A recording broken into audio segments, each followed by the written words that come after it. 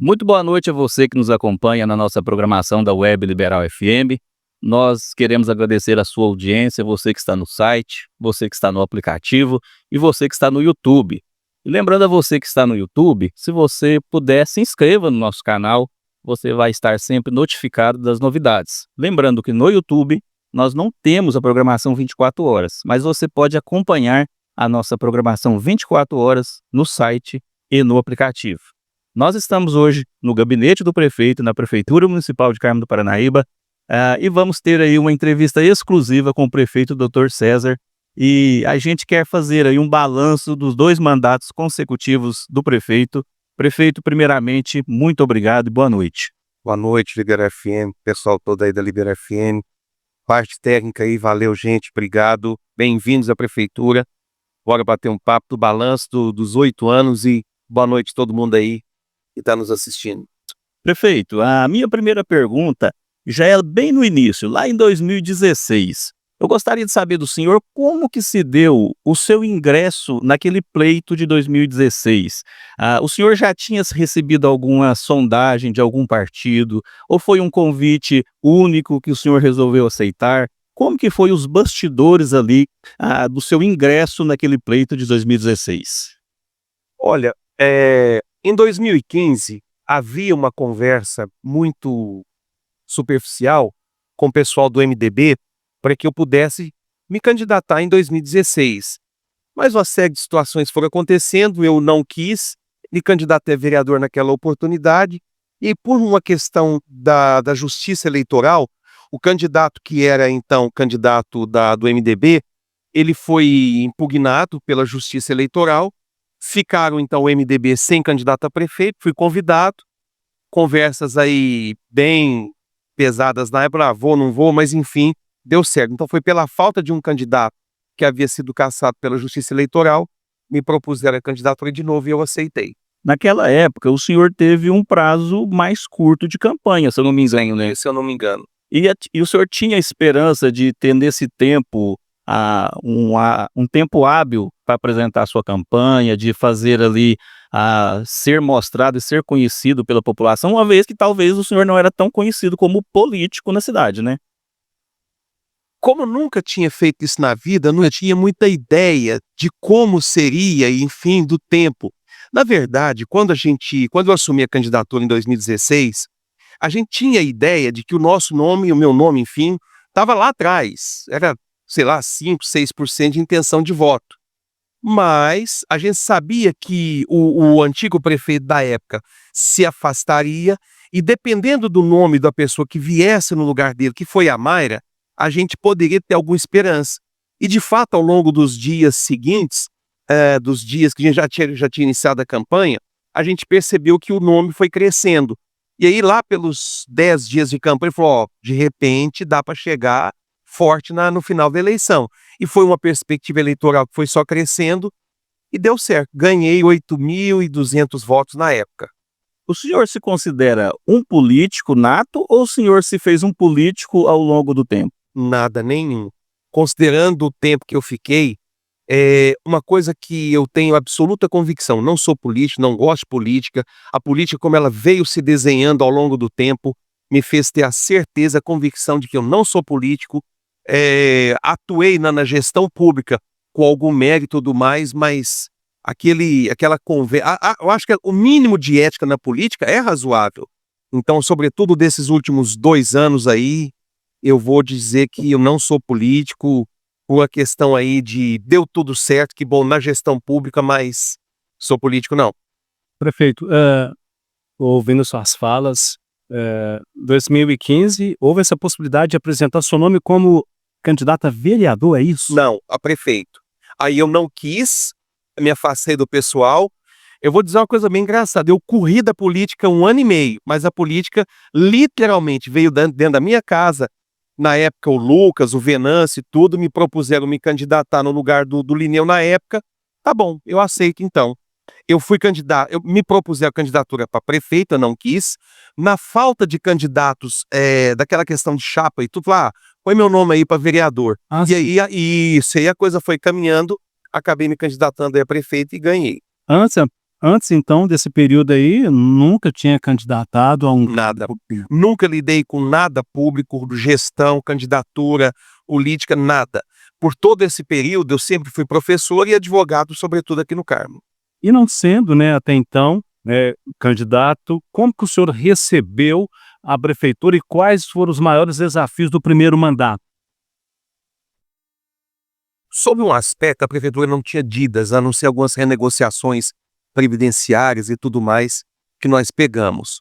Porém, a postura da gestão anterior com a gente foi complicado, não havia transição, nós só fomos abertos a entrar na prefeitura coisa de 10 dias, muito rápido. Quando nós assumimos a gestão, computadores apagados, não havia senha, documentos que desapareceram e nunca foram encontrados, não havia merenda escolar, licitação, combustível, carros e veículos, aquela situação que nós pegamos. Não havia gasolina nos veículos. Nós tivemos de usar compras de emergência, se eu não me engano, na época, para poder dar algum início do trabalho que nós havíamos iniciado em 2017. Foi bem complicado. O modo como a gestão anterior deixou a prefeitura para nós, repito, não havia dívidas, a não ser renegociações, mas a funcionalidade, o dia a dia da prefeitura foi extremamente delicado para a época. Aquela história, aprender a andar de bicicleta andando. Sim. Casimiro? Prefeito, e no primeiro mandato, quais foram os desafios do executivo com o legislativo? Olha, na ocasião, nós, de uma maneira bem curiosa, nós tínhamos uma minoria na Câmara e, obviamente, o pessoal da oposição, que era o Democratas antigo, tinha maioria. De uma maneira bem curiosa, ao longo dos 4 anos, eu tive um diálogo muito melhor com o pessoal do Democratas. Então, de certo modo, eu governei muito mais com a oposição do que com os vereadores que foram eleitos junto comigo. Seja pelo ciúme, pela inexperiência, pela incapacidade de compreensão das questões políticas, um radicalismo tolo na época. Então, eu dialogava muito bem com o Vasco, a Ciomar, com o Jader. Eu não me lembro mais todos. O Gomes. O Gomes foi um parceirão na época, tá? O Vaz, o Gomes, a Ciomar, enfim, foram da minha base, aquele que se manteve leal a mim e tudo mais durante todos os 4 anos foi o Neném de Quintinos. No mais, era uma situação bem complicada governar, enfim, lidar com o pessoal da situação que foram eleitos, inclusive comigo. Mas, enfim, os vereadores democratas na época foram aqueles que me deram suporte, inclusive, para que a gestão pudesse seguir seu caminho de maneira mais satisfatória. Prefeito, e o relacionamento com o vice-prefeito, como que foi nesse primeiro mandato? Não, o Gilberto nunca me causou nenhum obstáculo, nenhum problema.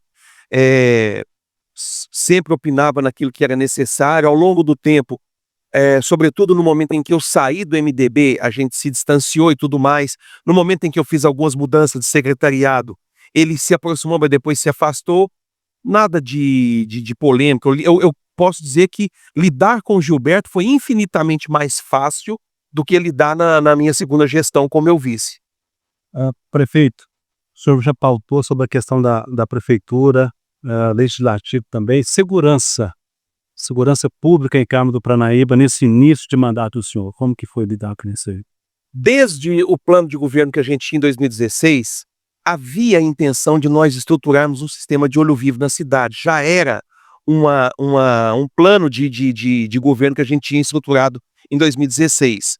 Naquela ocasião, ainda no comecinho de 2017, vieram ao gabinete o Diomásio, que era capitão naquela ocasião, e o Jean, que tinha acabado de chegar aqui há poucos dias. E nós, então, lançamos a ideia de um sistema de olho vivo. Eu fiz visitas em Patos de Minas, em Uberaba, em Araxá, para ver como os sistemas de lá funcionavam.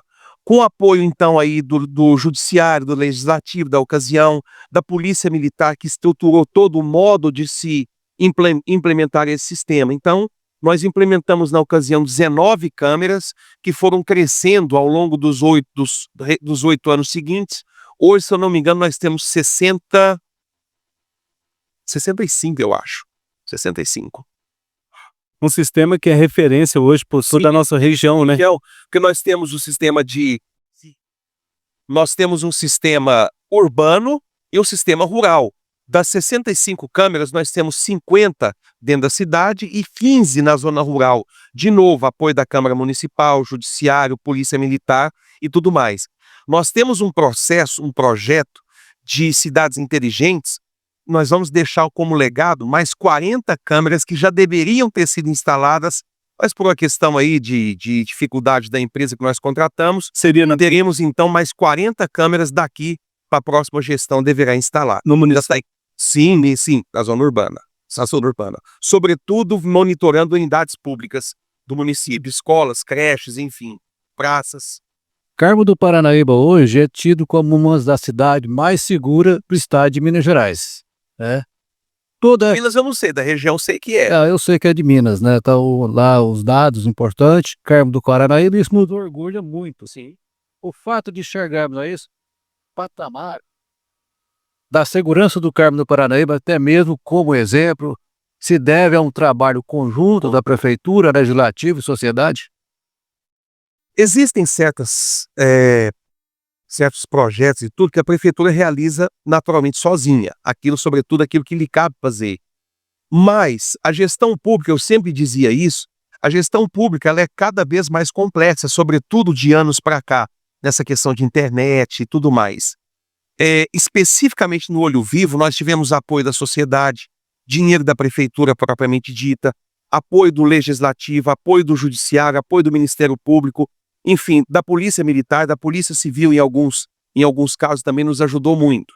Então, projetos que têm o resultado que esse teve, não é possível você obter um resultado tão bom sem que houvesse a participação de vários setores da sociedade, de várias entidades, de várias instituições como outros poderes e tudo mais, para dar o resultado que nós tivemos ao longo desses 8 anos. O Olho Vivo, então, é um divisor de águas na segurança de Carmo do Paranaíba, o senhor considera? Se você considerar que nós tínhamos aí em torno de mais de 1.000, pode ver, fonte a Polícia Militar. Se você considerar que nós chegamos a ter em torno de 1.200 furtos no ano, fechamos o ano passado, se eu não me engano, com 200 e alguma coisa. Chegamos a ter 13, 14 homicídios na cidade. Esse ano estamos fechando aí, se Deus quiser, com apenas um homicídio. É o menor número de homicídios que nós tivemos ao longo de ano. Porém, nós já tivemos momentos da segurança pública em que nós chegamos a ter 1 ano e 1 mês sem homicídio. Chegamos a ter 90 dias sem crimes violentos. O resultado está aí. Parabéns à Polícia Militar. Aquilo que nós apenas apoiamos, demos a sustentação para a Polícia Militar desenvolver o trabalho que é dela, essencialmente dela. Pois é, isso aí que eu queria entender. A Prefeitura, no caso, ela tem a parceria com várias outras entidades? Na instalação do projeto. A Prefeitura, então, cede essa parte, né? Ela trabalha na implantação do projeto. Sim. Por trás tem o quê? Tem o conceito? Não, tem conceito. O conceito é o intermediário entre Polícia Militar e Prefeitura. A Prefeitura custeou com o apoio dessas entidades, sociedade e tudo, mas a manutenção do sistema ela é feita pela Prefeitura. Com dinheiro público, gerido pela Prefeitura, aliás, estruturado pela Prefeitura, custeado aí via Concep, a manutenção aí do sistema de câmeras. Seja manutenção, seja conserto, seja reimplantar alguma, seja ampliação, a um custo aí, eu diria, eu não tenho certeza. Vamos colocar em torno aí de R$50 mil por mês a manutenção do sistema. Mais ou menos isso. Nilton? Prefeito, a gente já caminha para, cronologicamente, falando sobre a questão do primeiro mandato. E sobre o primeiro mandato do senhor, que foi uma experiência, creio, e gostaria que o senhor falasse para a gente o que o senhor aprendeu nesse primeiro mandato. Olha, a Prefeitura... Qual foi a maior lição? A Prefeitura se aprende todos os dias. A Prefeitura, talvez a lição mais importante é difícil, você aprende tanta coisa aí estando aqui na condução de um município. Olha, talvez a lição mais importante foi cada dia um dia. Muitas das vezes você contar com isso vai ou isso não vai acontecer, você não tem controle sobre muita coisa. Você tem o dia a dia, você estrutura as coisas no seu dia a dia para poder fazer, construir as coisas da prefeitura.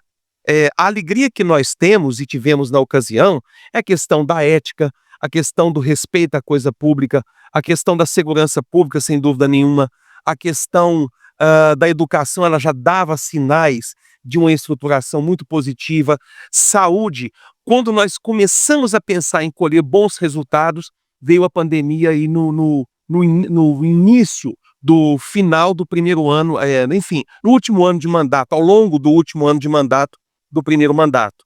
Então, prefeitura, você aprende todos os dias, você aprende. Eu vou dizer para o senhor o seguinte, ao longo desses 4, com certeza desses 8 anos, você vive, você experimenta o melhor que as pessoas têm, mas o pior que as pessoas têm também. Então muitas das vezes, você ficar, não vou dizer alheio, mas você se tornar neutro, dependendo dessas situações pesadas e difíceis, é bem complicado. Então é isso, prefeitura é um dia depois do outro para você poder construir uma cidade. O senhor já pautou, falou sobre a questão da pandemia. Como que foi lidar com isso, esse fenômeno, esse acontecimento que mexeu com o mundo todo? E sem ter nenhum manual de instrução, e o senhor, como no Poder Executivo, o chefe do Poder Executivo, cobranças vindo de todos os lados, né? Não seria diferente. Como é que foi? Como é que lidava? Como é que foi os bastidores para conseguir administrar e fazer algo para a sociedade naquele momento ali? Estava todo mundo coisa, né? Sim. Primeira coisa, você está lidando com a coisa mais sagrada do ser humano, que é vida. Eu me lembro de uma certa ocasião em que morreram 6 pessoas aqui num dia. Foi um dia pesadíssimo. A pandemia foi algo, eu chamo a pandemia de guerra. Foram 2 anos praticamente de guerra. Então você teve aí pessoas morrendo, abria comércio, reclamava, fechava comércio, reclamava. Óbvio, cada um com as suas razões, que foi muito, muito difícil, muito delicado na ocasião. A pandemia, ela ao mesmo tempo, como tudo que há de ruim, deixa também lições positivas. O legado que a gente deixa que nós deixamos para a saúde do município foi muito positivo. Questão de leitos, questão de respiradores, questão de equipamento, questão de verba, que veio para a prefeitura, algumas para serem gastas naquele momento, outras vieram como um paliativo, uma forma de se melhorar ainda mais os números, indicadores de saúde pública. Então, muito do que nós vivemos na época foi para salvar vidas. Mas a polêmica, a complicação e o mais interessante, quem olhar para trás vai se lembrar. Na primeira fase da pandemia, que ainda foi em 2020, nós tivemos, salvo engano, 9, 10, 11 mortes naquela ocasião. Muitas pessoas adoecidas e tudo mais, mas não havia aquela coisa de tanta gente morrendo. Eu me lembro que as pessoas vão se lembrar disso também. No período eleitoral, a pandemia deu uma esfriada, ela deu uma assentada. Falei, bom, agora vai. Passou o processo eleitoral em 15 de novembro de 2020, pouquinho tempo depois, no final de novembro, início de dezembro, já começou a dar sinais que ela viria com tudo. Para se ter uma ideia, salvo engano, nós perdemos 140 carnenses, 142, 143 durante esse período todo. Mas se você considerar que em quase um ano, que a pandemia ela começa em fevereiro de 2020, e nós chegamos aí em novembro de 2020, com 11 pessoas mortas aproximadamente. Se você considerar que de dezembro de 2020 até meados de 2021, nós perdemos então 130 pessoas em 6 meses, foi um negócio assustador, assustador. Então você tinha que lidar com isso, de novo, um dia de cada vez, com a esperança de melhorar, com a esperança de uma cura, com a esperança, e misteriosamente a pandemia foi dando sinais de uma queda de números e casos e mortes aí de maio, junho, julho em diante, mas foi difícil. E aí você considerar que todos os esforços de uma prefeitura para salvar vidas, você tem resultados positivos. Nós temos a Thalita. Abrimos o hospital de campanha, estruturamos respiradores com o apoio da Santa Casa, deu certo.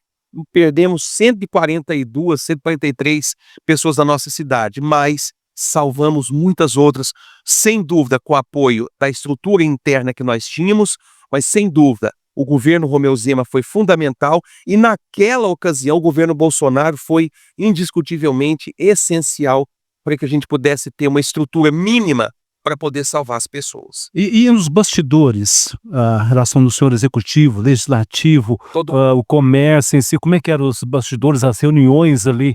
Olha, havia vereadores que atuaram numa fiscalização mais intensa, mais difícil. A gente fechava, queria abrir, no mesmo sentido, a gente abria, queria fechar. Então, a nossa relação com com o legislativo na época foi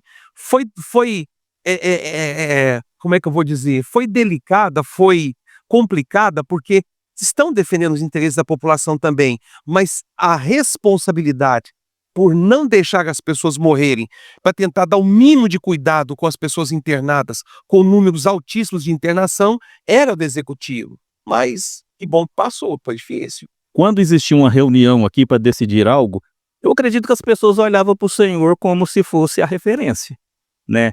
Existia isso mesmo ou existia uma divisão ali de responsabilidade, de forma que também não sobrecarregasse o senhor nessas questões de decisões? Ó, fecha determinado tipo de comércio, abre determinado tipo de comércio. Não. Como eu era o prefeito da ocasião, toda a responsabilidade recairia sobre mim.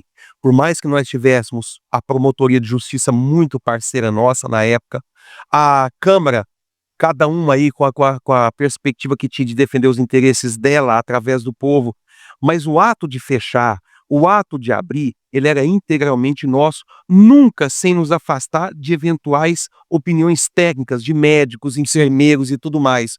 Quando nós abríamos, por definição técnica, quando nós fechávamos, por definições técnicas. Então, as pessoas viam na gente, sim, aquilo que vai me fazer meu negócio quebrar ou salvar o seu negócio. De um certo modo, não estava errado, mas nós estávamos lidando com um problema que não era causado por mim, mas era da minha responsabilidade. Prefeito, o desafio de assumir uma candidatura de reeleição dentro de um período ainda de pandemia. Como sucedeu esse desafio?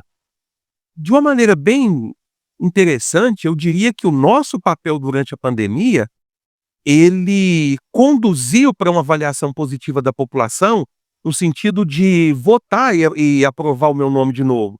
Óbvio que a reeleição ela é a somatória dos 4 anos anteriores.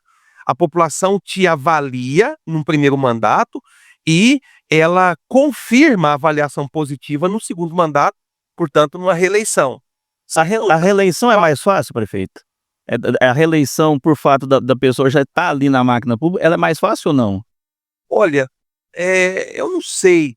A primeira eleição, a absoluta inexperiência, eu nunca tinha lidado com isso na minha vida. A segunda eleição, porque nós tínhamos a segurança de que o trabalho tinha sido bem feito ao longo dos 4 primeiros anos. Nós tínhamos a consciência de que o nosso trabalho durante a pandemia, ele foi o mais transparente, o mais aberto, o mais ético, o mais respeitoso que nós pudemos fazer naquela ocasião. De modo que, de uma maneira bem curiosa, o nosso trabalho na pandemia, ele reforçou a avaliação positiva que nós tínhamos naquela ocasião. A reeleição seria uma espécie de aprovação do primeiro mandato? Sem dúvida, sem dúvida. Porque se não tivesse aprovação, não teria reeleição, né? Você perde, sem dúvida. Você ser reeleito é uma confirmação de que a população aprova, endossa, e tanto que ela quer mais 4 anos, que eu fique mais 4 anos, como estamos aí, terminando mais 15 dias só. Nilson? Prefeito, nesse primeiro mandato, o senhor se arrepende de algo que fez ou que deixou de fazer, algo que falou ou que deixou de falar?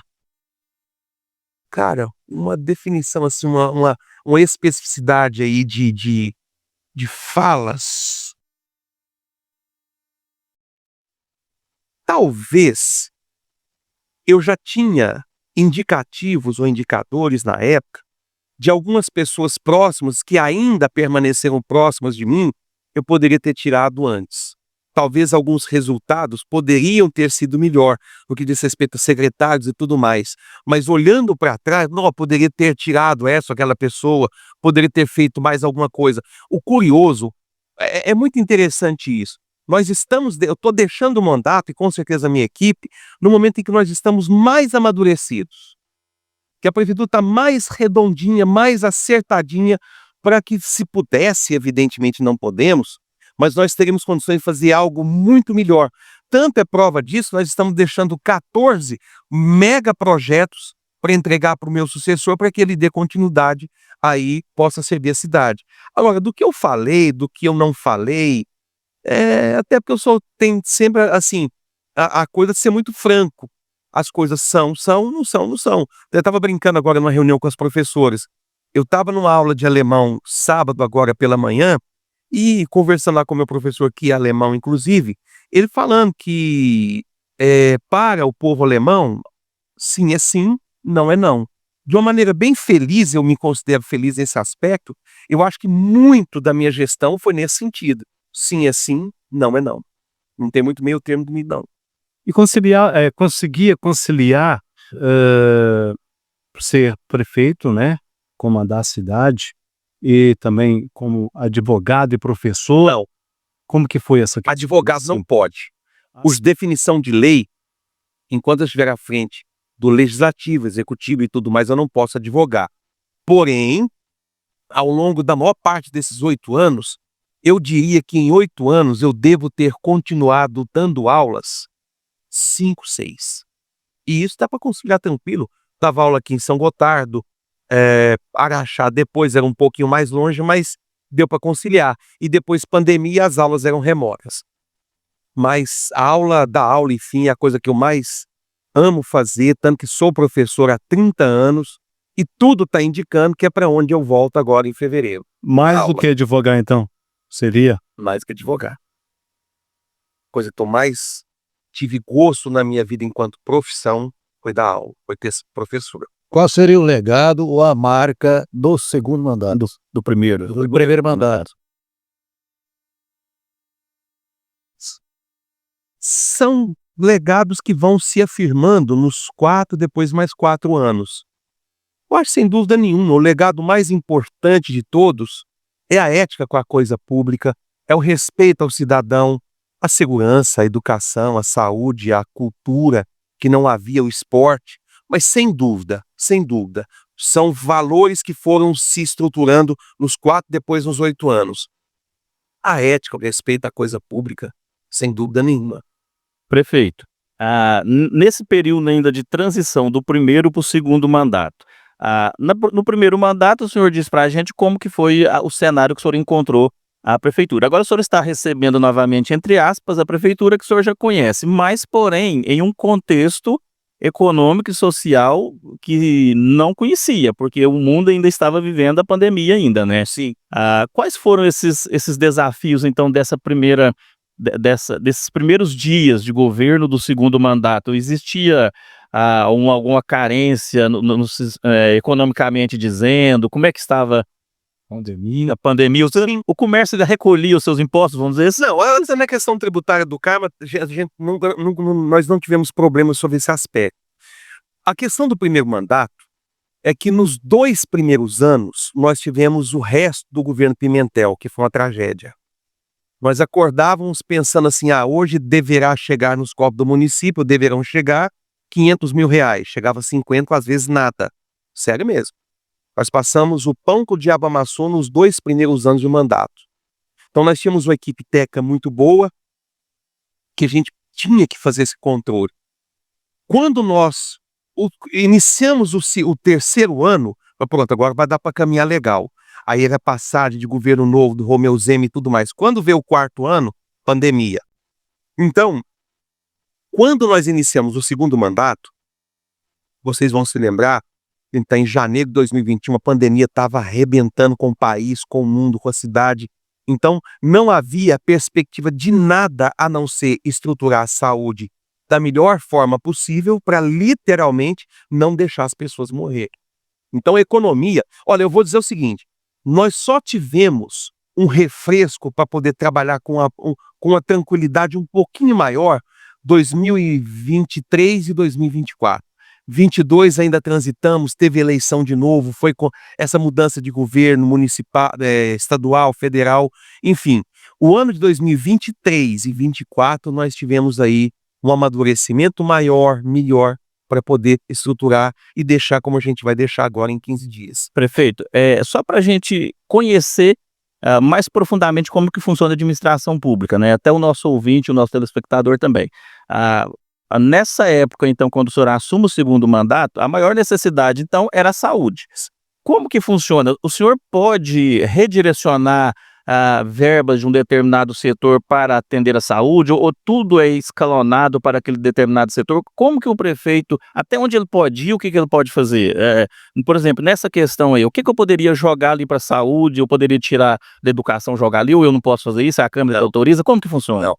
Existem valores que são chamados ordinários. Esses valores você tem uma liberdade maior de manusear esse dinheiro, de você pode passar ele daqui para lá, de cá para lá e tudo mais. Por ser ordinário, ele tem uma liberdade maior de se mexer nesses valores. Quando os valores são vinculados, seja para a saúde, seja para a educação, você não pode mexer nisso de jeito nenhum.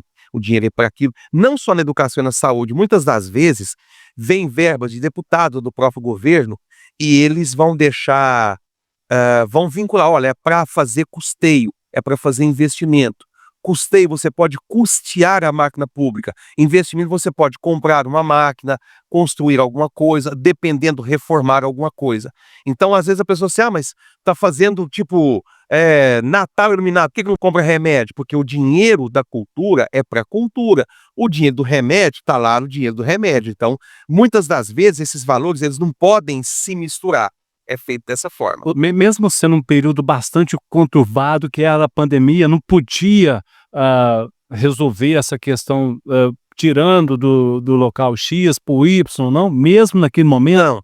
Até porque na ocasião, o governo estadual e federal, eles mandaram muito dinheiro. Repito, o governo Romeu Zema, o governo Bolsonaro, naquela ocasião, não fosse o aporte financeiro, e muitas das vezes era lá em Brasília ou em Belo Horizonte, que eles mexiam, modificavam a destinação desses valores para mandar para os municípios. Aqui, como a gente tinha 80% de necessidade na saúde, a gente aplicava tudo isso. Dificilmente, eu não vou me lembrar especificamente de momentos em que você vai ter essa possibilidade de mudança e tudo mais. Início, né, a gente do segundo mandato, já pautado 21. a questão da pandemia. Sim. Segundo mandato, o senhor obteve um resultado bastante positivo, histórico, para o Carmo do Paranaíba, porque vinha de uma terceira via e concorreu com a polarização histórica do nosso município. Gostaria que o senhor falasse a respeito disso. Não, eu entrei na primeira eleição pelo MDB. Ao longo do primeiro mandato, eu rompi com o pessoal do MDB, busquei apoio junto ao deputado Zé Vitor, estruturamos o PL aqui no Carmo, justa na semana que a pandemia estourou, foi a última filiação que nós fizemos lá no Laios, inclusive, foi bem oportuno essa situação. Então nós estruturamos o PL para me candidatar em 2020, deu certo, então nós tivemos uma terceira via que fomos nós, a ser avaliada pela população. De um lado, o Democratas, que na época ainda ele chamava Democratas ainda, que é o Luciano, que é o atual vice-prefeito que ganhou com o Lucas, e o Danilo Barbosa com o MDB na época. Você considerar que nós tivemos mais de 1.000 votos, considerando o Danilo, do MDB, e mais 2.000 e alguma coisa considerando o Democratas, sem dúvida, a população quis essa terceira via. Daí a ideia que você tem uma avaliação e confirma essa avaliação numa reeleição e num segundo mandato. O senhor acreditava que se sairia mesmo política a gente sente. Tem um termômetro natural? Tem. A gente sente a política, a gente sente. Qual seria o termômetro? A população, as pessoas, a população, o sorriso, a cara ruim das pessoas, a noção de aprovação, eventualmente pesquisas políticas de véspera de eleição, em período eleitoral e tudo mais. A gente sente que a população está com a gente ou não está. Dessa vez, a gente tinha a sensação de que não estava. Porém, não imaginava que o candidato que ganhou seria o vitorioso. imaginávamos que a vitória seria pelo André do MDB nesta ocasião agora. Denota-se que o senhor tinha essa proximidade com as pessoas, com a população do modo geral. Não parece, mas eu tenho. Hein? Ô, prefeito, pandemia, todos os desafios da saúde, quais foram os maiores avanços da saúde de lá para cá até hoje? Nós temos mais 2 UBSs já estruturadas, uma em construção, a outra para começar na próxima gestão. Nós temos um SAMU, nós temos uma policlínica com pelo menos 20 especialidades, nós temos uma saúde estruturada em termos de equipamento físico, unidades físicas e também capacitação de servidores e tudo mais. Nós temos um SAMU, uma UPA estruturada, reforma de unidades públicas, sem dúvida nenhuma. A saúde do Carmo é muito melhor, farmacinha, nós temos aí CAPS 1, CAPS 2, referência em saúde mental e tudo mais. Se você considerar TFD, nós temos veículos em excelente condição para poder levar as pessoas, seja Patos de Minas até Barretos, até São Paulo, seja lá o que for. Então nós temos uma qualidade, quantidade de serviço público em saúde como nunca foi feito em Carmo do Paranaíba. Foi estruturando no decorrer dos últimos anos? Um pouco o legado que a pandemia deixou, ao mesmo tempo a construção disso ao longo do tempo. Deputados apoiando, vereadores trazendo alguma verba e tudo mais. Você não faz uma cidade de um dia para o outro. Você não estrutura uma cidade de um dia para o outro. Você tem, então, ao longo de 4, talvez 8 anos, uma saúde como nós vamos deixar agora. Policlínica, especialidades médicas, o CISALP, que eu sou presidente, estou encerrando o mandato também como gestor do CISALP e tudo mais. Não tem como você falar. Podemos ter situações momentâneas e circunstanciais, mas, no geral, nós temos 3 médicos da UPA. E isso denota a grande procura na saúde pública e, ao mesmo tempo, a qualidade e quantidade de oferta que nós temos para a população aqui na cidade.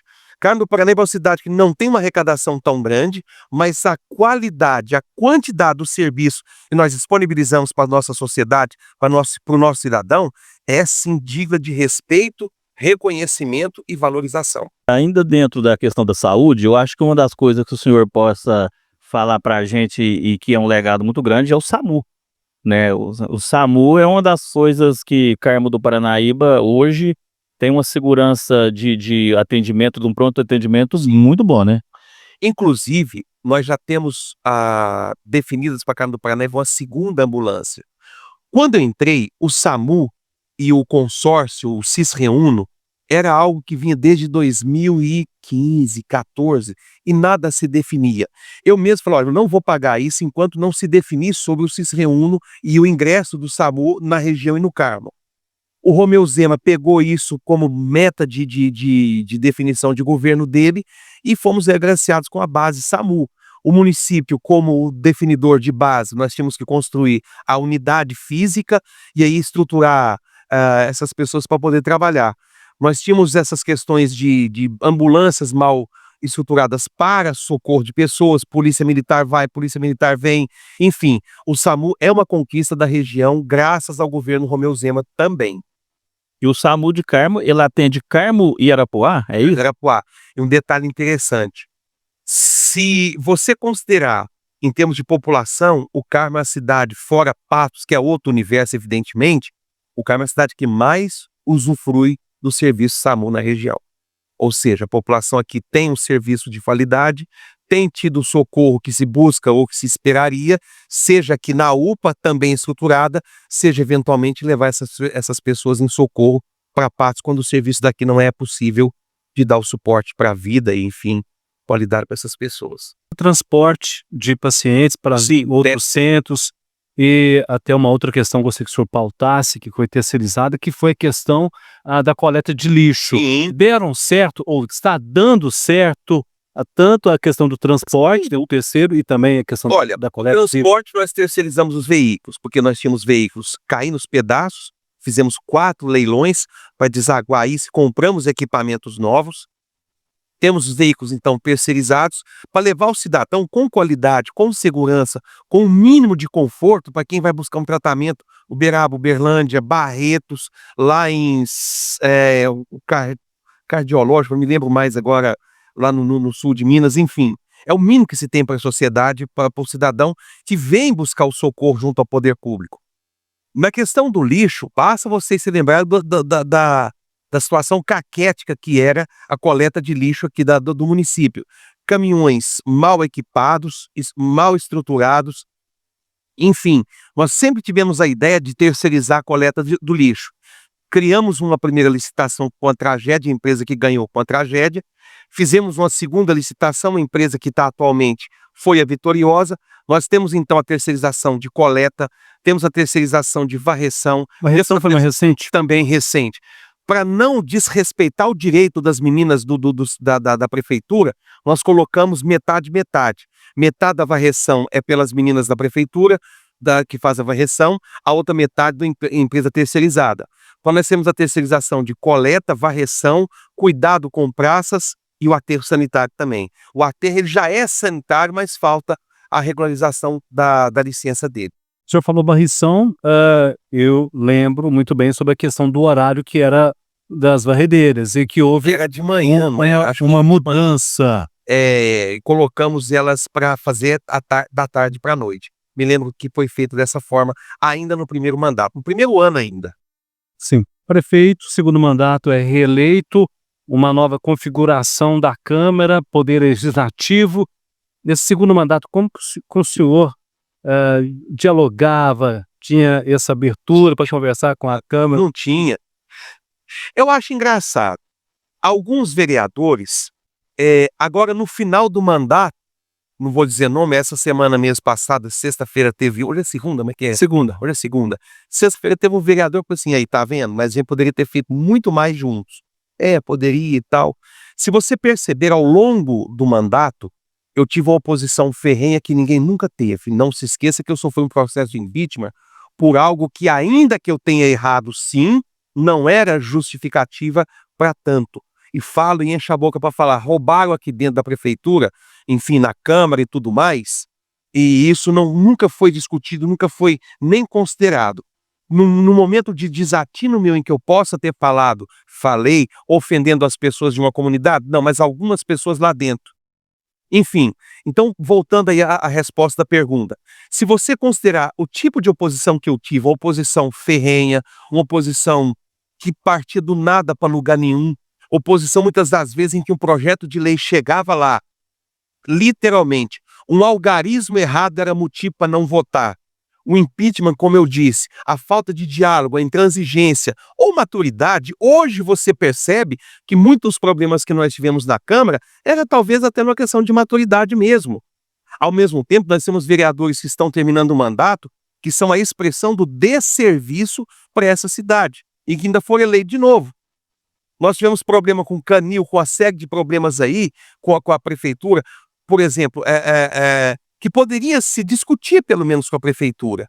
Alguns vereadores no final do mandato, sobretudo do ano passado para cá, nós tivemos bons resultados a partir do momento em que a presidência da Câmara ou alguns vereadores abriram caminho para poder conversar com o Executivo. O resultado foi positivo. Nunca perca de vista que nós tivemos movimentos culturais de muito bom resultado graças ao apoio da Câmara. Diga-se lá a gestão do Múcio, com gestão de cultura, de cursos técnicos e agora recente com a Mayra. Quando os vereadores abriram a guarda para poder conversar com o Executivo, a sociedade ganhou. Mas outros permaneceram intransigentes, enfim, e um desserviço mesmo. O senhor pautou sobre a questão de Quintinos, se arrepende dessa fala? Lógico, sem dúvida nenhuma. Eu digo com muita tranquilidade. No que diz respeito à comunidade de Quintinos, por todas as vezes eu vou pedir perdão às pessoas de bem de lá. Porém, outras pessoas a qual eu dirigi as palavras naquela época, não me arrependo nem um pouco. Mas a comunidade de Quintinos, essa sim. Mas outras pessoas que estão lá mereceriam ouvir do mesmo jeito hoje. Prefeito, o senhor falou sobre a questão do impeachment. No resultado da votação, foram 6 votos pela admissão, né? 5 contra. Só que é 2/3, né? Deveriam ter 8 votos, Isso. deram 6. O senhor se sentiu ameaçado ali, o mandato, em algum momento ou não? Estava confiando? Porque eu tinha 5 parceiros. Laura, Vaz, Rubinho, Carneiro e Dinei. Eu só estou aqui terminando o meu mandato graças a esses 5 parceiros. Sem o destemor, sem a segurança, sem a coragem deles, porque eles foram pressionados, inclusive pelo meu vice-prefeito, para mudar voto, que foi o meu vice-prefeito sentou com eles para poder mudar voto, o que me levou a romper com ele definitivamente. Então eu tive 5 parceiros de coragem, de destemor, de segurança pessoal, política, para poder me manter no cargo. Essa questão puramente pessoal deles. Sem contar que eles também tinham a consciência de que não era motivo para tanto que eu perdesse o mandato em 2022. 22? O senhor já pautou a questão Ou do 21? 22. O senhor pautou sobre a questão do vice. Como foi a relação sua durante esse segundo mandato com seu vice? Começou bem, até, enfim, a postura ética, a postura que ele tinha na questão política, na questão de gestão pública, eu falei, é melhor não ter perto. Optei por isso, não me arrependo. Cassimiro? Prefeito, é questão da economia. Durante esses 8 anos, houve aumento de arrecadação e há uma previsão de aumentar. Como que é a economia? Olha, eu peguei o orçamento, salvo engano, na faixa de uns 80 milhões, 70, 80 milhões. Nós estamos deixando agora em torno de 210 milhões do orçamento para o ano que vem. Isso reflete economia, isso reflete a estruturação técnica da prefeitura no que diz respeito a abrir caminhos para poder arrecadar mais, sem mexer em alíquota, simplesmente fiscalizando mais, atuando mais, sem nunca perder de vista que o dinheiro que eventualmente nós arrecadamos mais, nós deixamos claro para a sociedade em portal de transparência onde nós aplicamos ou aplicaríamos esses valores, e assim nós fizemos. Sem contar, por exemplo, saúde nós tínhamos que aplicar em torno de 15%, nós aplicamos em torno de 22%, 23%. Educação nós deveríamos aplicar em torno de 25%, chegamos a aplicar 41% do orçamento. Ao longo desse período, toda essa estruturação do financeiro e do fiscal da prefeitura permitiu aí valorizar o servidor, 8 anos de atualização salarial para essas pessoas. Consideramos aí piso sim para enfermagem, não como as enfermeiras gostariam que fosse pago, piso para os professores e tudo mais. Peguei uma folha de pagamento que girava em torno de 2,5 para 3, estou entregando 6 milhões e meio de folha por mês. 6 milhões? 6 milhões. Prefeito, a gente sabe que até mesmo o senhor explicou a questão das verbas que são destinadas para determinados setores, mas eu queria tocar no assunto com o senhor aqui, é o seguinte, teve algumas promessas de campanha para esse segundo mandato Sim. que o senhor fez e não foi possível realizar. Por que não foi possível? Por exemplo, a questão da guarda municipal, né, a questão do Não, a guarda caminho. municipal foi só da primeira campanha. Porque ao longo do período nós vimos que cidades do Porto do Carmo não há necessidade de ter guarda municipal. É um custo muito alto. Canil. Canil, vamos lá, vai lembrando aí que eu vou te dando a resposta. Canil, o Canil só não saiu por causa da intransigência do vereador chamado Pomba. Vou repetir, o Canil só não saiu por causa da intransigência de um vereador chamado Bomba. O que ele inventou daquela área lá embaixo da Cachoeirinha é um parque, por um decreto legislativo que nem é um instrumento adequado para isso. Quis ele, o Júlio inclusive destinou verba para se fazer o canil e o projeto, aí o Bomba queria que a prefeitura desembolsasse em torno de 200 a 300 mil reais para comprar um terreno fora a construção do canil. Eu falei que não ia fazer isso. Sem perder de vista que nós já castramos em torno de quase 2.000 animais, nós desenvolvemos programas de adoção de animais, nós consideramos para a carpa 140 mil reais por ano ao longo desse período. O canil só não saiu por causa da intransigência de um vereador chamado Bomba. É só procurar ele vai explicar por que não fez. Aí nós buscamos o apoio do Ministério Público, explicamos a situação com o Ministério Público, a Promotoria de Justiça buscou em Belo Horizonte e também em Patos de Minas técnicos para se avaliar o local onde seria ou será construído o canil e aprovou. Campo de aviação. Campo de aviação é um lugar que inspira cuidado e muita demagogia política. E como eu já falei, sim é sim, não é não.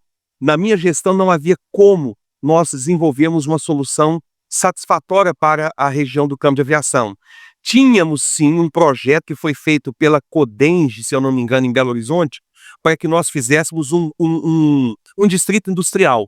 Porém, para que o distrito pudesse ser construído, nós desembolsaríamos em torno de 25, 27 milhões de reais. Eu definitivamente não ia endividar o município a um porte desse tamanho para algo que o retorno para os cofres públicos demandaria muito tempo. Então nós tivemos aí acuar mesmo, construir outras coisas, mas o campo de aviação é algo que, na minha gestão, nós não conseguimos encontrar a solução adequada para ele. Prefeito, tem casos de que a figura do prefeito, ela quer fazer as coisas, mas Certeza.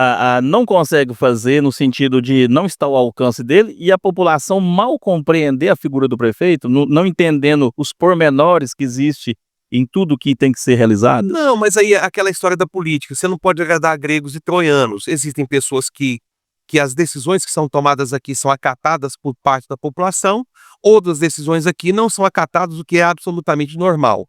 No que diz respeito às pessoas, na postura crítica delas com relação ao trabalho que a gente tem aqui, isso é normal. As pessoas muitas das vezes não querem saber como é que é feito, mas que elas querem ver o resultado. Muitas das vezes o resultado vem, talvez não no tempo e do modo como gostaria, mas às vezes o resultado vem sim. Daí vão criticar, vão falar que demorou e tudo, o que é normal. O cidadão, ele está no direito de criticar, de pedir, de reclamar, enfim. Muitas das vezes, essas críticas têm validade, têm justificativa, têm explicação e têm razão de ser. Outras não. Aquelas críticas que são pertinentes, razoáveis e têm fundamento, nós calçamos a cara e temos que dar a obrigação de fazer a solução para o cidadão. Aquelas que são sem fundamento nenhum, entra no ouvido e sai no outro. A infraestrutura, a questão da água de chuva do centro das cidades. O que seria possível ter feito, o que é possível fazer? De novo, é uma obra caríssima. Se você considerar que você teria que cortar, abrir uma estrutura aí de drenagem pluvial e tudo mais, dali eu diria que talvez ali de onde nós temos um ponto inicial de captação seria algo próximo ao Bradesco, à Caixa Econômica, e você teria de vir rasgando a Aristide Melo até aqui embaixo, com a área de escoamento para cá, na rua da prefeitura, talvez alguma na região ali do que é o antigo Matador aproximadamente. É uma obra cara. Eu me lembro, no primeiro ano de gestão, ainda no primeiro mandato, nós buscamos uma estimativa, isso no primeiro ano, 8 anos atrás. Ela não ficaria por menos de 5, 6 milhões naquela época. É uma obra que hoje não custa menos do que 12, com certeza dobrou, em torno de 12 milhões de reais. E o município pode fazer isso? Pode. Não sem antes ter um empréstimo, não sem antes algum aporte do governo federal da questão de infraestrutura e, enfim, para poder custear a manutenção disso. O município de Carmo do Paranaíba, com o que nós temos de arrecadação, com o que nós temos de despesa, hoje, talvez amanhã melhore, não é possível fazer uma obra desse montante de jeito nenhum. Não sem antes um empréstimo ou apoio de custeio aí pelo governo federal, um investimento de investimento. Prefeito, e existe também um estudo, foi feito algum estudo sobre a questão do impacto no comércio para fazer uma obra dessa? Porque É um problema. o comércio ali faria Na verdade, movimento, né? não, estudo sobre isso não, de fato não foi feito. Mas sem dúvida nenhuma, eu vou ter que deixar um buraco, a estruturação de uma área de drenagem aberta por pelo menos 2, talvez até 3 meses. A ideia que nós tínhamos na época, sem contar que a 7 de setembro é outra área de captação, sem dúvida nenhuma. Então você tem que cortar partes da 7 de setembro e com certeza a Aristide Melo todinha até aqui embaixo, levando até para o final dessa rua. Então não havia essa estimativa, mas com certeza nós tínhamos a ideia de fazer por setores. Pegar ali do quarteirão ali da Caixa, depois do quarteirão ali do Pé de Estrivo, depois ali do Banco do Brasil, depois aqui embaixo ali nessas lojas aqui próximo até o Valdir e chegando até aqui embaixo. É uma obra muito complexa. Muito, sem dúvida nenhuma, muito complexa. Nilson? Prefeito, falando de obras, projetos que poderiam ter sido feitos ou não, o senhor mostrando os motivos, asfaltamento de Carmo do Paranaíba a Serra. O que deu errado para não concretização desse asfaltamento? Eu não me lembro se foi um mês depois da segunda eleição, nós fomos até a Serra do Salitre com o deputado Bosco, fizemos uma reunião na Câmara Municipal de Serra do Salitre, em que foi decidido que o município de Carmo do Paranaíba daria o aporte de 500 mil, Serra do Salitre daria um aporte de 500 mil, e o deputado Bosco daria um aporte com emendas parlamentares de 500 mil. Tudo isso foi feito.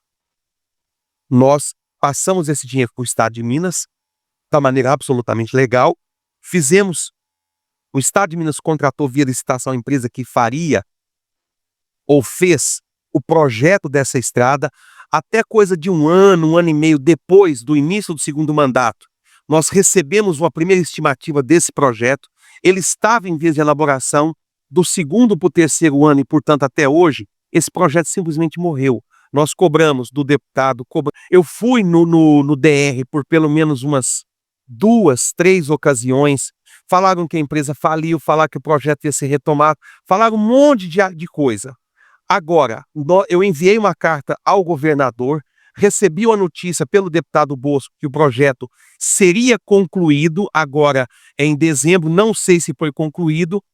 Enfim, a deputada aí, Ludmila Falcão, diz que foi ela que desengavetou o negócio, que ela que foi feita, talvez o mérito seja dela, mas o projeto está em vias de conclusão ou já concluído. Projeto. Uma obra que vai custar também em torno de, eu diria em torno de 80 a 100 milhões de reais. Havia o comprometimento do governador que o dinheiro vindo do acerto de Mariana, que já foi feito, inclusive, seria desses valores o asfaltamento, a pavimentação dessa estrada Carmo Serra. Porém, ouvi da boca do vice-governador que se esse trecho não for estadualizado, não há como o Estado aplicar esse dinheiro para a pavimentação desse trecho. Parece que a próxima gestão tem lá alguns contatos em Belo Horizonte no sentido de dar um seguimento a esse projeto, quem sabe pavimentação. O governador esteve em Carmo do Paranaíba naquela oportunidade, houve-se a possibilidade, ou ele bateu o martelo, negativa 21, no caso de estadualizar ou até mesmo de asfaltar esse trecho? Qual foi a fala do prefeito? A fala do governador era pela estadualização. Porém, a votação foi feita na Assembleia e o projeto foi derrubado. O projeto foi aprovado na Assembleia e vetado pelo governador. O argumento que ele mesmo me disse é que o Estado de Minas não tem como tomar para si mais responsabilidade de trechos de estradas. Por isso ele vetou, com o compromisso de que o dinheiro de Mariana saindo, ele lançaria o aporte de parte desse valor para fazer o início e conclusão dessa obra. O que eu ouvi do governador foi assim. O gargalo dessa estrada ainda é ela passar para estadualização, né? O que eu ouvi do vice-governador é que se o projeto não for estadualizado, se o trecho não for estadualizado, ficaria um pouco mais comprometido. Mas isso não impede o governo de repassar via emenda, enfim, convênio para o município, para que o município possa executar parte daqui, parte na Serra do Salitre. E a manutenção dela ficaria como? É um problema. No caso do município? É um problema. Se não for estadualizada, a manutenção dela naturalmente é do município. E é um custo... Geraria custo. Muito alto. O prefeito, É inviável a manutenção de uma estrada desse. E isso que daqui até a ponte lá embaixo, no Rio Paranaíba, salvo engano, são 10 quilômetros, pouco mais, pouco menos. Dali até em cima na Serra do Salitre, 32. Como é que você vai custear isso? Ainda que a Serra do Salitre seja num momento muito interessante de arrecadação de impostos por causa da mineração que tem lá. já ouvi algumas falas assim do povão falando sobre a questão se asfaltasse aqui ou meio que prejudicasse o fluxo para Patos de Minas, sobre essa questão ou não? Isso Vai ser bem balanced e correto com todo mundo. Não vejo no que isso seria feito ou no que isso poderia prejudicar aqui Patos. Até porque você tem fluxo de veículo completamente diferente. Patos de Minas é trecho da 365, Uberlândia a Montes Claros. Aqui você tem trechos aí que vão desaguar de Patos de Minas a Belo Horizonte. Esse trecho, ele é importante para quem usa esse trecho que vai Tiros, Matutina, São Gotardo, Rio, Arapuá e Carmo, quem vai para São Paulo. Naturalmente, você não tem nada a ver com Patos de Minas, você vai passar por Ibiá, eventualmente por Paranaíba e Serra do Salitre. E aqui você vai encurtar, salvo engano, eu acho que uns 60 quilômetros. Você vai encurtar 60 quilômetros. Daqui à Serra pelo Rio Paranaíba é 100 quilômetros. Daqui na Serra, passando por aqui, é 40 e poucos. 60 quilômetros encurtando o caminho. O senhor acredita que algum dia desse trecho será asfaltado? Vai. É uma questão de tempo. Vou te falar o motivo. Primeiro, pela questão da importância econômica dessa região. E vou falar mais. É uma região, você considera Alto Paranaíba e Triângulo Mineiro, sobretudo o Alto Paranaíba, em que nós temos aí como referência Patrocínio, Patos de Minas, em alguma medida Araxá, é uma região que, ainda que nós tenhamos um governador que é de Araxá, é uma região que politicamente ela precisa ser mais bem apoiada, considerada e considerada aí pela postura política do governo de Minas. Ainda que nós temos um governador que é de Araxá. Fez muito por nós, muito. Prova disso é a questão até do SAMU, prova disso é o socorro que o governador deu na questão de saúde, via Patos de Minas, via Santa Casa. Não fosse a postura do governador e do secretário de saúde, o Fábio Baquerete, para Patos de Minas e, portanto, a região, nós teremos uma situação muito delicada na saúde regional. Isso se deve, sem dúvida, ao governador Romeu Zema. Não faltou força política para empenho? Não. Contra isso. Não. Ô, prefeito, Mas respondendo a sua pergunta, é um trecho que ainda vai ser pavimentado. Quem sabe na próxima gestão. o senhor acha que o não asfaltamento da estrada Carmo-Serra, ela é uma ferramenta importante para uma eleição? Porque geralmente todos os candidatos se apoiam nessa retórica de que vão tentar fazer o asfaltamento, e é um anseio muito grande da população, então é uma ferramenta importante para uma campanha política. É aquela história, eu vou dizer para você assim, o caboclo fala muito até sentar aqui, aquele vê que o negócio é diferente. Simples assim. Ali todo mundo vai falar de vai asfaltar, que vai arrumar, que não sei o quê, Nossa Senhora, e é bom demais, é tudo muito fácil, até no dia da eleição. Mas no dia que você toma posse, senta aqui, você vê que a coisa aqui é muito mais difícil do que você pode imaginar. Casimiro? Fala-se muito no asfaltamento dessa estrada que ela iria fazer uma enorme diferença na economia. Sim. Faz sentido? Faz. Quantas carretas de gado você vê saindo aqui pelos eucaliptos? Quantos containers aí, ó? Quantos containers de café da melhor qualidade saem de Carmo do Paranaíba? São 60 quilômetros a menos, sem dúvida nenhuma. Sem dúvida nenhuma. Nós estamos na maior bacia leiteira do Brasil. Carmo é o 10º produtor de leite do Brasil.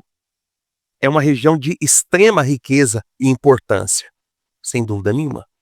Prefeito, falando sobre estrada, economia, e não poderia deixar de falar sobre as estradas rurais do município, que tem uma área bastante 600 extensa, né? quilômetros, mais ou menos. Tivemos um período de chuvas em 2022, Nossa Senhora. acho que complicou bastante a situação. Como é que foi lidar com aquilo lá? E se isso é um dos maiores desafios também da administração, questão das estradas rurais? Foi. Até de curiosidade, um dia peguem o índice pluviométrico normal e peguem daquele período, vocês vão se assustar. É coisa, dependendo de algumas situações, 3, 4 vezes mais volume de chuva que nós tivemos do que habitualmente teríamos em dezembro, janeiro e fevereiro. Basta vocês se lembrar que nós tivemos 45 dias ininterruptos de chuva muito, mas muito intensa. Quem viu a chuva de sábado aqui na nossa região, que teve problema em Patos, aqui no Carmo, graças a Deus, nem tanto, até onde chegou a mim, nós tivemos uma intensidade de chuva daquele jeito quase todos os dias ao longo de 45 dias. Então você ter aí um momento tão delicado, sem contar que nós temos situações sazonais. Problema com chuva é sempre corriqueiro, todo dezembro, janeiro, todos os prefeitos tiveram, eu tive, o que vier no meu lugar vai ter. A diferença que nós tivemos é a aquisição de equipamento de qualidade e a terceirização de equipamentos, máquinas e tudo mais, para poder dar um suporte maior. Fizemos a contento? Claramente não. É uma das coisas que nós vamos ficar em débito com a sociedade, com o pessoal de Carmo do Paranaíba. Mexemos e melhoramos, não da maneira satisfatória como se gostaria ou se esperaria ter na nossa cidade. Mas estamos deixando equipamentos novos ou seminovos, terceirização de veículos prontinha para que o próximo prefeito possa dar continuidade a isso, que nós teremos chuva aí, considerando que nós estamos hoje é 15, 14, 16 de dezembro, nós teremos chuva por pelo menos 3 meses ainda. E aí a bola está com ele, deixando dinheiro, deixando abastecimento em dia, deixando equipamento em dia, como eu não recebi em 2017. A situação atual das estradas do nosso município? Razoáveis. Tem alguns setores, algumas regiões do município que está bem delicado, outras nós conseguimos, inclusive, mexer com um pouco mais de segurança. Inclusive, o Corujinha estava falando aqui agora comigo, que as máquinas vão para a região de Quintinos, agora ao longo dessa semana. A terceirização desse trabalho, desse tipo, foi iniciada, não funcionou? Foi iniciada, não funcionou da maneira satisfatória por vários motivos. O modo como a empresa contratada quis fazer o sistema de manutenção de estradas não era o que a gente imaginava. Quando nós buscamos um alinhamento com eles de pagamentos e tudo mais, não houve um bom diálogo com a empresa. Eu optei por romper o contrato com eles. O restante de dinheiro nós alugamos outras máquinas, terceirizamos outras máquinas, e aí a coisa fluiu de maneira mais satisfatória. Casimiro? Educação. Como estava, como está e quais são os avanços da educação nos 2 governos César? Acabamos de ser premiados com um prêmio do governo federal de alfabetização. Somos selo ouro. Ganhamos vários prêmios, sobretudo da questão de empreendedorismo junto ao apoio do Sebrae. Temos escolas no município que têm nota máxima no IDEB. Temos escolas agraciadas e premiadas com os prêmios que a Carpec faz. Estamos deixando, salvo engano, 19 telas interativas para melhorar a tecnologia de aprendizagem desses meninos. A melhor qualidade de material, a melhor capacitação de professores, a melhor tecnologia, a melhor merenda escolar, como nunca teve, uma licitação absolutamente organizada e transparente do transporte escolar desses meninos, considerando que transportamos meninos para as escolas municipais e também estaduais. Então, sem dúvida nenhuma, o trabalho da Nilva, sem contar a questão de esporte, sem contar a questão de lazer, sem contar a questão especificamente de cultura. Você considerar que não havia material de qualidade, você considerar que o Carmo não tinha nada tecnologicamente utilizado até aquela época. Tudo bem que são novos termos. Você considerar que a merenda escolar era salsicha ou macarrão, sem comentário nenhum. Melhoramos a olhos vistos. Não só... Agora, acabei de chegar, inclusive, numa reunião que está sendo feita com todas as professoras, fazendo um balanço de todo um outro projeto que será deixado para o próximo prefeito implementar, melhoria a olhos vistos da qualidade de ensino, para tornar o Carmo a base e o primeiro em índice de IDEB nos próximos 2 anos, sem dúvida nenhuma. Base que nós estamos deixando para a próxima gestão. E falando sobre estudantes, tem um transporte também dos mesmos da zona rural. Da zona rural das faculdades? Da zona... Não, da zona rural sem problema nenhum. Não há problemas assim. Pode haver uma outra situação com atolê, com chuva e tudo mais. Fora isso, não temos problemas permanentes nessa questão, não. Sou pautor universitário. Sim. Eu peguei, óbvio, são 8 anos, gente, não tem condições. Mas eu peguei o transporte escolar para os alunos, salvo engano, era 380, 400 reais, por ano. Estamos entregando, eu não sei se é 1.600 ou 1.800 para os alunos. A nova gestão diz que vai custear isso integralmente para os alunos. Questão de campanha aí, a bola vai estar com ele dia 1º, aí ele se alinha lá com os estudantes. Mas por que você não custeia tudo isso para os alunos? Porque o custo disso é muito alto. É algo em torno de 3 para 4 milhões ao longo de um ano inteiro. Isso para todos os alunos, considerando que nós temos entre 500 e 600 alunos que vão para Rio Paranaíba, Patos de Minas, São Gotardo eu acho que não vai mais. Patos de Minas e São Gotardo. Se fala, Não, Rio Paranaíba e Patos de Minas. o senhor falou, e quando eu pergunto sobre a questão algumas cidades da região custeia todo esse transporte. Sim. Carmo do Paranaíba, não. Porque se você considerar a realidade vivida em Arapuá, por exemplo, Arapuá deve mandar um ônibus para Patos. O Arapuá tem 2.000, quase 3.000 habitantes. Nós temos, vamos falar, 34 a 35. O orçamento proporcional do tamanho de Arapuá com as despesas que o município tem é muito mais tranquilo financeiramente do que nós temos hoje. Se você considerar que nós recebemos um repasse do governo federal para quem teria 20.000 habitantes, como nós temos 30 e poucos, porque o censo falou que nós temos 29, é absurdo. Então nós recebemos como 20, o censo falou que nós temos 29 e nós temos, na verdade, 30 e poucos mil habitantes. Arapuá recebe como se tivesse 7. Então a tranquilidade financeira e orçamentária do Arapuá é bem diferente da nossa. Lagoa Formosa fica a 20 e poucos quilômetros de Patos de Minas. Também tem condições de custear. Eu diria que a Lagoa Formosa deve ter 20 e poucos mil habitantes, talvez um pouquinho mais, um pouquinho menos. Então são realidades diferentes. E, de novo, se você considerar que a arrecadação do Carmo é uma arrecadação mais reduzida, considerando a quantidade e qualidade de serviço que nós temos, está aí um dos problemas que nós não temos hoje como custear 100% para os alunos. Talvez a próxima gestão se organizando aí possa conseguir, porque com a questão de campanha. Mas aí a bola está com eles. Sobre a arrecadação, o senhor falou, seria possível criar algo que aumentasse essa arrecadação? Não substancialmente. São duas formas. Você pode fazer com estudo de empresas técnicas gabaritadíssimas que podem vir. Eu pedi que isso fosse feito no CISALP, estão já fazendo um estudo. Nós não tivemos tempo de fazer isso aqui. Empresas que vão fazer um estudo técnico, financeiro, orçamentário e tributário para ver onde nós podemos otimizar tanto a arrecadação quanto a aplicação desses valores de maneira mais eficiente.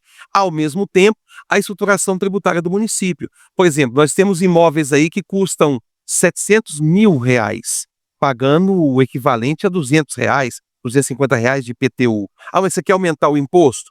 Não é aumentar o imposto, mas se você não estruturar isso ao médio e longo prazo, o município vai ter problemas. Não se esqueça, também é um problema tributário que nós temos, no momento em que o censo diz que nós temos 28, 29 mil habitantes, nós teremos uma queda de 10% gradual nos próximos 10 anos de repasse do governo federal. Então você tem que buscar fontes alternativas, estruturando com empresas que são pagas para isso, ou estruturando novas formas de arrecadar, ou alíquotas, ou base de cálculo, seja lá o que for. Doutor César, otimizando o serviço público também. Sim. No setor de obras, o que o senhor consideraria de maior importância as obras executadas no município? A UPA. Nós reformamos UBS, reformamos escolas, reformamos creche, estruturamos a rodoviária, esse prédio tosco aqui, porque isso aqui é ridículo, o que fizeram com o dinheiro público nisso aqui é absurdo. O que foi feito aqui. Quando o senhor chegou no primeiro mandato, ele estava iniciado? Como que foi? Não, já estava finalizando. Finalizando. De que eu vi colocar a telha Brasilite aqui, e cada uma de uma cor, eu quis morrer. Fizemos um laudo, apresentamos ao Ministério Público, e inclusive está sendo investigado aí alguma outra posição da gestão anterior à minha. Sem dúvida, eu acho que a reforma da UPA foi talvez um marco na minha gestão, a reforma da rodoviária, os TACs alinhados com o Ministério Público. Estruturamos isso aqui. Aqui não havia nem projeto de eletricidade aqui. Não havia projeto de acessibilidade aqui dentro. Tivemos que fazer. Aqui tem uma garagem inútil e não serve para nada. Então, o modo como isso aqui foi feito, enfim, mostra como que a gestão anterior havia considerado a questão pública de reforma, construção e tudo mais. E, sem dúvida, nós deixamos muita coisa reformada, estamos deixando aí uma UBS nova em Quintinos, outras UBS reformada, temos a UBS Bela Vista em vias de meio para o fim de construção, sem acabamento ainda. Então, nós fizemos um cálculo outro dia, há mais ou menos 80 a 90 obras feitas ao longo dos 8 anos. Prefeito, ainda que o senhor citou aí a questão, Reforma ou construção. a questão da UPA, mas ela ainda demanda algumas intervenções ainda no setor de conservação, né, ou de manutenção, né, Não. porque Se tem alguma coisa, não chegou para mim. questão de água pluvial, chuva, Não. godeiras, Vazamento lá, mas só se for uma chuva com intensidade, que foi sábado, aí é uma questão atípica. Mas no geral você não tem vazamento, você não tem escoamento, você não tem... A rede de esgoto da UPA não existia. Ela não existia. Então chovia dentro da UPA, você não sabia se ficava do lado de fora ou do lado de dentro. Hoje você não tem mais esse tipo de problema.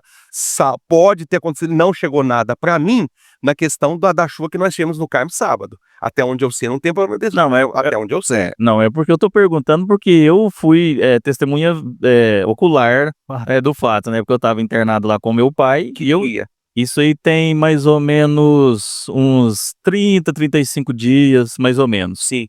Aí deu uma chuva e realmente molhou, né, e tanto na recepção quanto na sala de emergência, ali no corredor da sala de medicação, então assim, pelos luminares. Então eu vi aquilo ali e notei que provavelmente devia ter um problema estrutural ali, né? Não tem estrutural. Nós tocamos o telhado todinho, rufos, caras e tudo isso. Porém, considerando o tamanho dela e o volume de água, é possível que você ainda tenha alguma situação pontual. No geral, não tem mais. Nils? Prefeito, como o senhor, com 60% de aprovação do seu governo, como que o senhor não conseguiu eleger o seu sucessor? Como que o senhor avalia essa questão? Porque se diz que quem está com a máquina em mãos, né, tem um certo favorecimento, uma vez o senhor ficou 2 mandatos, e nessa eleição desse ano não conseguiu, né, com essa aprovação, eleger o seu sucessor, que seria... Somatória de fatores. A campanha do candidato que ganhou foi perfeita. Eu dei os parabéns a ele, com a campanha perfeita, com engajamento e tudo mais. O candidato que ficou em segundo lugar, o André, talvez achou que estava ganho. Talvez. Somada à campanha do Lucas, que foi simplesmente... Fala isso mesmo, que foi uma campanha perfeita. Já do nosso lado, uma campanha que não me deixaram participar dela. Podem ver. Foi feito um vídeo, apenas uma campanha inteira. Meu. Eu fiz vídeo sozinho, mas com a candidata e tudo, não existe vídeo comigo. Não existe. Então, somado ao fato de que eu fui deixar de lado da campanha, eu não podia opinar na campanha, que a campanha foi uma tragédia, eu nunca vi algo tão mal feito, tão desorganizado. Eventuais limitações que a minha candidata pudesse ter, elas foram potencializadas numa campanha pífia, uma campanha desorganizada, uma coordenação de campanha que beira o ridículo, e somado, não sei em que medida, a ausência da minha pessoa na campanha, não sei em que limite, em que forma isso pode ter prejudicado ou favorecido alguém de qualquer modo. Tanto fiquei insatisfeito, irritadíssimo com a campanha, que eu deixei a campanha no meio, eu não queria mais mexer com aquilo, fiquei a pedido do deputado que é do PL. Não, então tudo bem, atendendo a lealdade ao senhor, eu fico, mas não era falta de falar, tá tudo errado. Havia possibilidade, ou foi cogitado, da parte do senhor, assim, um outro nome no partido? Porque é o partido que o senhor faz parte. Nós tínhamos 2 candidatas, a Rosilane e a Laura. No frigir dos ovos, naquela pré-campanha, pelo modo como cada uma trabalhou, até pela questão da posição da Rosilane com o vice do André Aquelo Gomes, achamos por bem considerar a Laura.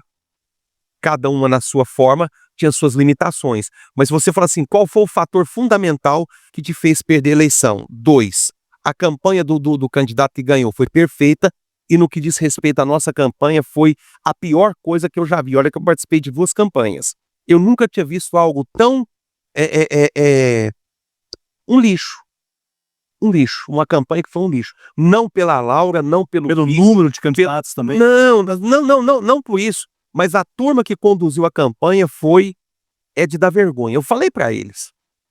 O trabalho de vocês é digno de vergonha. De novo, um candidato, quando tem algo de positivo, A campanha reforça aquilo e ameniza as fraquezas que você possa ter. O candidato que ganhou, você viu isso. Eventuais fraquezas que ele pudesse ter, o fato de ser de fora, por exemplo, que eu inclusive bati nisso. Somado às eventuais posições positivas dele, a campanha dele reforçou o que ele poderia ter de positivo, que foi o engajamento da população do Carmo, seja pela maneira que for. No nosso caso, as eventuais falhas ou fraquezas que a minha candidata tinha eram potencializadas pela desorganização de campanha. Eventuais fatores positivos não apareciam, porque o ruim da campanha, não dela, era tão ruim que não apareceu nada. A razão foi essa, na minha opinião. A polarização política antiga de Carmo do Paranaíba está quebrada? Não, ao contrário. Se você considerar o resultado eleitoral, se você voltar, vamos lá, quem era candidato do PL? A Laura. Quem era candidato do Podemos? O Lucas. Quem era candidato do União Brasil? A Mayra. Se você considerar esses três, eles representam o antigo PFL, o antigo democrata. Basta você ver quem estava por trás da candidatura do Lucas. Era o Democratas antigo. Não que isso seja defeito, é o Democratas antigo. E isso se aglutinou na eleição dele com expressiva diferença de votos, seja do primeiro, olha lá então, no meu caso, terceiro colocado. Se você olhar pelo outro lado, você vai perceber então o MDB desfacelado, se desorganizou, achou que tinha ganho a eleição. Então, ao contrário do que você pensa, a eleição do Carmo ela se polarizou de novo.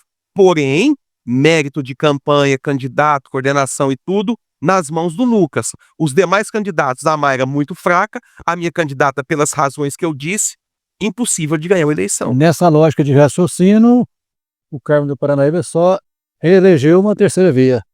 Na sua lógica de raciocínio, complementando... Melhor a pergunta. Nessa lógica de raciocínio, a gente não, o Carmo do Paranaíba elegeu somente uma terceira via, que foi o seu mandato. Sim, sobre esse aspecto, sim. Daí a importância histórica, política, enfim, da minha segunda eleição. Porque na primeira eu fui eleito dentro do MDB. Agora, na sua análise, pelo que eu entendi também, então seria 3 candidaturas representando um lado da polarização, a outra, e a terceira via é o PT. Aí, não. Porque PT olha, nessa análise aí. não, de forma nenhuma. O PT não é via coisa nenhuma. Dentro do Carmo, o PT não é via de nada para nada com nada.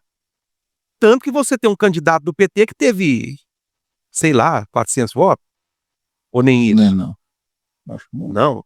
Você tem uma política polarizada. E o mais importante, de novo, você tem um MDB que saiu rasgando no começo da campanha, pré-campanha ainda, pronto, vai ganhar. Que saiu muito acelerado, muito bem estruturado. Mas, de novo, qual foi a diferença da qualidade do trabalho do André e do Lucas? A qualidade de campanha e o engajamento da população.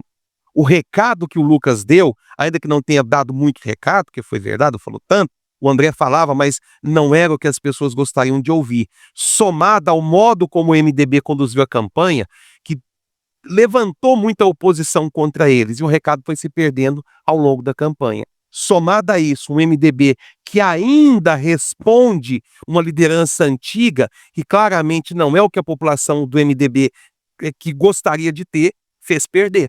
Prefeito, é possível corrigir uma campanha no curso dela acontecer? Depende do tempo e depende do modo. É possível. Dar uma guinada É geral. possível. Não vou dizer guinada, mas você perceber que a campanha não está surtindo o efeito que você gostaria, ou poderia, ou deveria. É possível sim. Porém, tempo e o modo de fazer. É difícil. A assessoria das empresas de marketing hoje nas campanhas faz diferença? Lógico, faz. Você não faz uma campanha se for assim.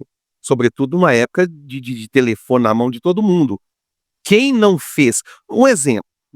Durante a campanha, tinha dias em que eu tinha curiosidade de olhar as postagens. Eu não tenho rede social, eu não gosto de ter, não quero ter também.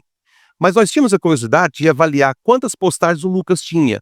18, 19, 17. O André, 16, 17, 18, 14, 15. A Laura teve dia que ter 2.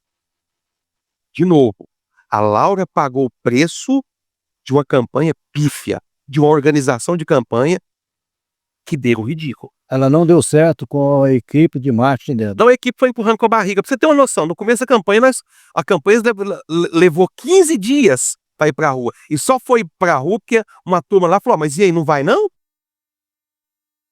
Eu tô para ver um trabalho porco como foi feito na campanha dela. Não ela. A Laura foi vítima da palhaçada, da preguiça e da falta de tipo do povo que fez a campanha. Configuração da atual, né, Câmara que começará os trabalhos a partir de 2025. Qual é a análise disso? Ele não vai ter oposição nenhuma, já falando. Nenhuma oposição. Tanto, isso foi o fator que me fez me afastar do PL. Eu deixei bem claro. Eu passei brigando com o candidato que ganhou. Seja com vídeo, seja que for, seja pelas convicções que eu tenho em termos de política, eu fui exatamente o oposto do que ele lançava. Ganhou legitimamente, mérito dele e tudo mais. Porém, a partir do momento que a eleição passou, e olha a questão que eu te falei dos lados de campanha política e lado político do Carmo. A partir do momento em que o grupo que eu fazia parte quis apoiar o Lucas enquanto Câmara de Vereadores e tudo mais, eu respeito o meu grupo, mas eu não acompanho o meu grupo. Desfiliei, larguei, falou, deixa eu bem cá, olha, a postura, o caminho que vocês querem, eu respeito, mas não acompanho. Tô fora do grupo, tô fora da política, tô fora do partido. Prefeito, então, futuramente, não tem planos de voltar Nem, a concorrer? nem, E nem outro cargo estadual, federal? não, Nada? nem não. Até porque a configuração política que se desenhou na nossa região não me caberia nela. Não me cabe, não me caberia, não me caberá também. Não me cabe. Do modo como se desenhou, não. A não ser que se estruture um grupo muito forte, muito coeso, de muita força política regional e aqui no Carmo, que possa eventualmente dar sustentação. Não penso isso, não imagino isso, não espero isso. O pessoal me perguntou outro dia, mas então você vai deixar a política para ir com a oposição? Não, não vou para lado nenhum. Vou cuidar da minha vida. Eu estou deixando a vida pública, deixando a vida partidária e tudo, para dar aula, advogar e tudo mais. Eu deixei por isso, por respeito ao meu grupo, falei, olha, eu não vou andar com vocês. Imaginar o nosso grupo apoiando o atual governo pelas convicções que eu tenho, que eu defendi durante a campanha, é inaceitável para mim. É uma contradição que eu não consigo justificar para as pessoas, falar, mas agora você vai apoiar? E você consegue ver isso? Eu vi fotografias ontem de pessoas que andaram, assim, abraçar com o André e tudo. É esse tipo de postura política das pessoas que eu não consigo concordar de jeito nenhum. Ou eu sou, eu não sou, eu não sou. Decepcionou o senhor? Bastante, bastante. Mas em Como se diz, política, mas daqui 2 anos você vai voltar. Eu vou ser muito franco, nem grupo político eu tenho mais. Porque eu não vou apoiar o grupo que vai governar e não vou apoiar o grupo que seria ou será oposição a ele, que é o MDB, pelas razões que eu tenho de não ficar aqui, pelas razões que eu tenho de não apoiar de cá também. Então, vou falar dessa água não bebo? Não, mas é altamente improvável que eu faça isso. Vou brincar com o seguinte, se Deus chegasse para mim em 2016 e falasse assim, final do ano você é prefeito, Deus, você ficou maluco? Não tem como. Mesma coisa hoje, não digo dessa água não bebo, mas você falar assim para mim, daqui 2 anos você é deputado, daqui 4 anos você é prefeito de novo. Altamente improvável. deu o pensamento hoje, né? Sim, é o pensamento hoje. A minha vida está se estruturando para dar aula, para advogar e tudo mais. Doutor César, final ou grande parte do primeiro mandato, o senhor esteve muito presente nas mídias sociais, início também do segundo mandato, e depois o senhor meio que foi sumindo, meio que apagando, assim, o que aconteceu? Eu não quis, foi uma opção minha somada a gente incompetente que eu pus aqui dentro também. Eu tive 2 secretários aqui, que é uma vergonha também, da parte de mídia, da parte de publicidade e tudo mais, é de dar vergonha também, por isso que mandei embora. E agora, qual é o legado do Dr. César para Carmo do Paranaíba, para a próxima gestão, eles que vão estar assumindo os trabalhos a partir de 2025, próximo ano? Primeiro de tudo, ética. Segundo, respeito à coisa pública que se soma. Nós estamos deixando em torno de 13, 14 projetos, vou tentar lembrar. Nós estamos deixando quase 5 milhões de asfalto para serem feitos.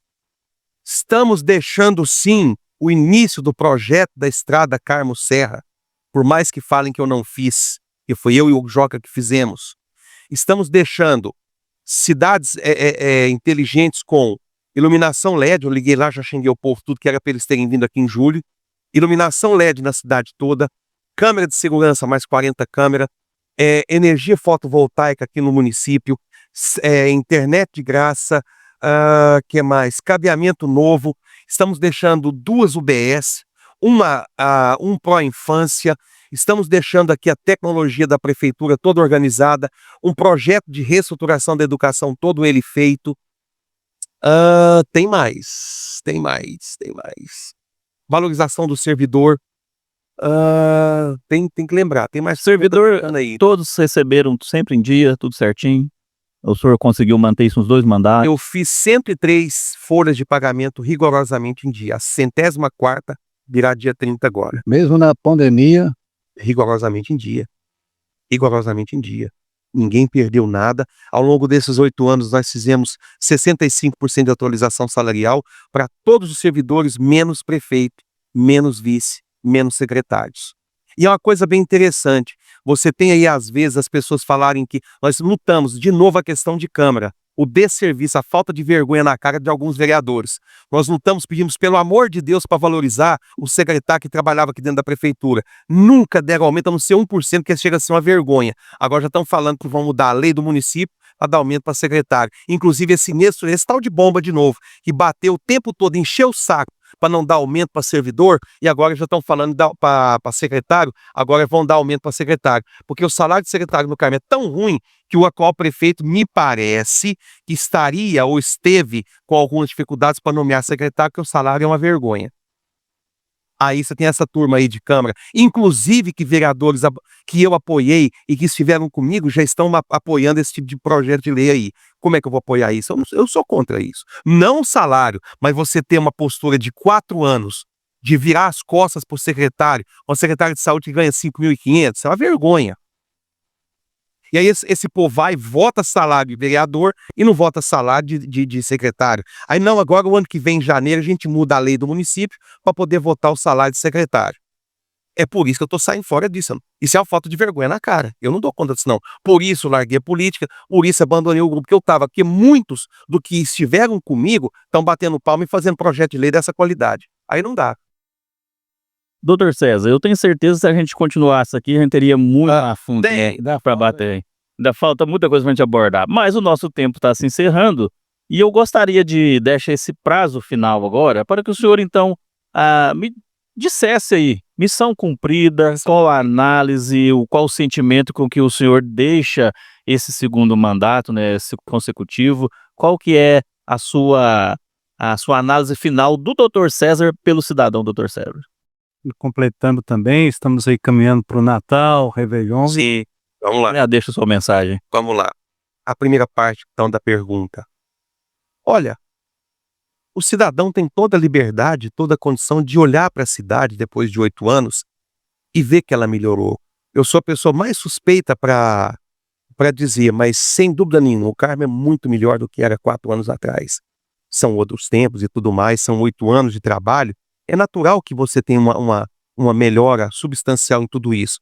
Mas se a população vê a qualidade do ensino, a qualidade da saúde, que ao contrário do que às vezes pontualmente dizem, a saúde do Carmo é muito boa, a qualidade da educação é muito boa, a segurança pública, sem dúvida nenhuma, a ética, a segurança, a educação e a saúde são os pontos mais importantes.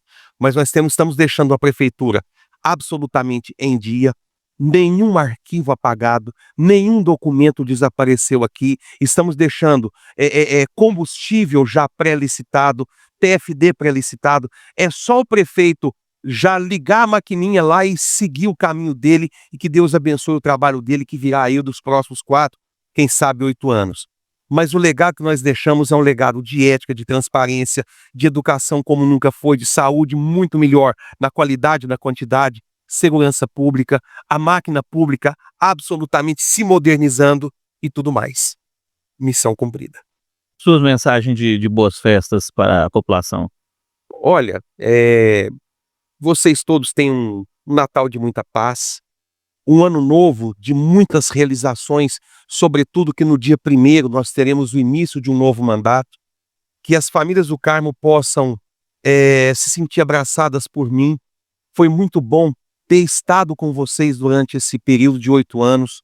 Tive a honra, a alegria de poder ter servido a vocês. Então, depois de 8 anos juntos, um Feliz Natal, um bom Ano Novo, que a vida, Deus, enfim, possa agraciar o meu sucessor, que ele possa fazer muito melhor do que eu fiz ao longo dos 8 anos, é o que eu desejo a ele, o prefeito eleito e a população da nossa cidade, que os destinos de Carmo do Paranaíba, até porque eu continuo morando aqui, eu não saio daqui, eu tenho casa em Patos e aqui, mas eu não saio daqui como advogado, como professor, mas enfim, o destino de Carmo do Paranaíba é o meu destino é o de vocês e é o da sucessão da gestão que virá depois de mim. Feliz Ano Novo, Feliz Natal, bora gente. Muito obrigado, doutor César, pela entrevista. Valeu. Agradeço a cada um de vocês também que esteve conosco até agora. Muito obrigado. Para você ver e rever essa entrevista, ela estará disponível também no nosso canal do YouTube. Muito obrigado e boa noite. Valeu, Boa gente. noite.